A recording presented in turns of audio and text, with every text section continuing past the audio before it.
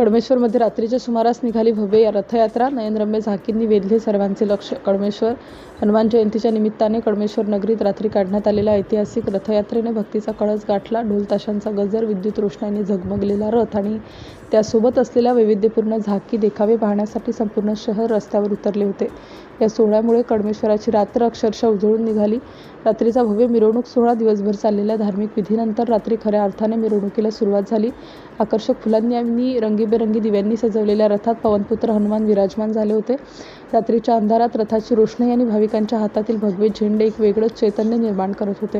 मिरवणुकीची मुख्य आकर्षणे मनमोहक झाकी देखावे, मिरवणुकीत रामायण आणि हनुमानाच्या जीवनातील प्रसंगावर आधारित जिवंत देखावे झाकी सादर करण्यात आली होती. प्रभू श्रीराम, लक्ष्मण, माता सीता आणि हनुमंतांच्या वेशातील कलाकारांनी नागरिकांचे लक्ष वेधून घेतलं.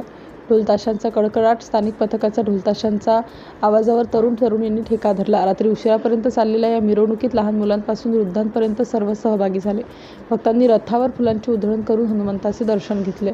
यावेळी पोलिसांनी चोख पोलीस बंदोबस्त तैनात केला होता. तसेच स्वयंसेवकांनी वाहतूक विस्कळीत होणार नाही याची काळजी घेतली.